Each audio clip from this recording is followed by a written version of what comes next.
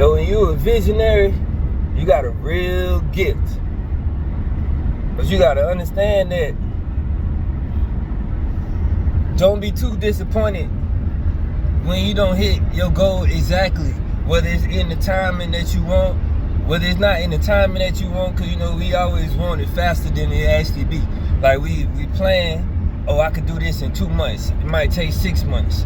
Or when you don't get the exact result you want because, on a scale of 1 to 10, we shooting for a 12, and we hit 8 or 9, versus scale of 1 to 10, the person who is the realistic one is going to shoot for an 8 because they like, we can actually accomplish that. And then they only get to the 5 or the 6, and they satisfied with that because it's like, that's better than nothing. But then the visionary person, on a scale of 1 to 10, they know 10 the highest, but they still shooting for the 12. And because they're shooting for the 12, we might get to the 10, or we might get to the 8 or the 9. And as a visionary or pioneer, person who really believes that it's possible to push the limits and go past the limit because there ain't no limit, then we might be disappointed. You know what I mean? We disappointed because we didn't hit the 12. We didn't break the ceiling like we thought we would yet.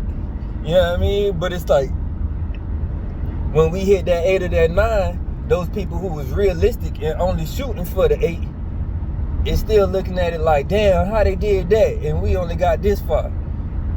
You know what I mean? So it's like, you gotta learn to appreciate your vision and your actual action and your actual results. Because as a visionary with a big vision, who don't really, it's like we recognize limits, but we know that limits are there to be broken and to be stretched.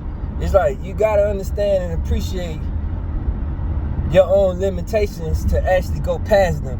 Because when you recognize them, then you know either what you need to work on, or where you might not excel and where you need to focus to excel, and where you need to get help or put people in position in order to excel, because that's not your expertise.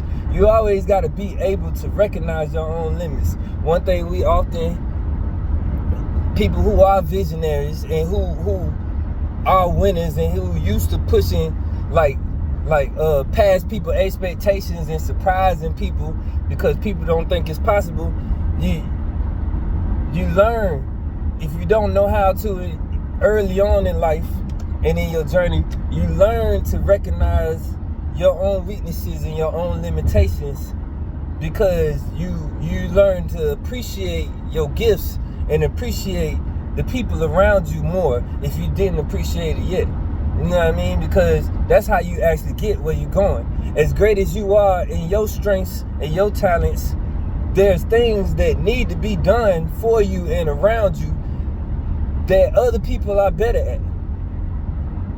And then that's how you get further and further to pushing that ceiling, breaking that ceiling wide open, pushing past those limits, because you recognize limits. You know what I mean? You recognize weaknesses. You recognize places that need to be improved. In order to truly leverage your strengths, you got to recognize your weaknesses. Now, back to the beginning, to the original point, as a visionary, you often gonna be, like, you gotta learn to celebrate yourself sometimes. Not saying like celebrate like, cause I know how it is, man. It's like, what we celebrate. It ain't really time to, it's like, that's like winning. When you a visionary and you the type of person who wins, winning is regular. It's like it's supposed to happen. You're not surprised when you get good results. We supposed to get good results. Why else are we doing what we doing? You know what I mean? You don't do what you do to get bad results. You do what you do to get great results. And when you good at what you do and you focus on your purpose and you stay in your lane and stick to your script and your program, then you gonna always get good results. But the people who are like this tend to never really take time to appreciate that we get good results. It's like that's what's supposed to happen. So now we looking at what we didn't do right. Always like basically watching the game tape. You know what I mean? It's like, all right, we won, but we only won by 4 points. So what happened? We had a 10-point lead at one point, but we only won by 4 points. What happened? How do we crush them next time? How do we make sure that it's not that close? How do we dominate? Because that was a win, but that wasn't total domination. If we've dominated before, we know we can. You know what I mean? And that's what we want to do. We want to leave no doubt that we gonna win regardless. Like, all bets on us. If you betting against us, then you in to win a whole lot of money, because everybody know we gonna win. And then you gonna lose your money. If you bet against us, then your bet is set to win a whole lot of money if you win, but you definitely gonna lose. It's like, how do we make it like that? You know what I mean? So sometimes we be like hard on ourselves, and it can tend to be somewhat dark, because it's like you're never really happy with the results, because you push the limits. You want more results. All right, cool. We did that. We knew we was gonna do it. We expected that. Now how do we do it better? Now how do we go further? How do we go past what we expect? How do we expect even better? Like, you know what I mean? Bam, we made a plane we could fly. How we make a spaceship and hit space? We hit the sky. So how we hit space? Ooh, we broke through the atmosphere. We hit space. All right, what's next? How we hit the moon?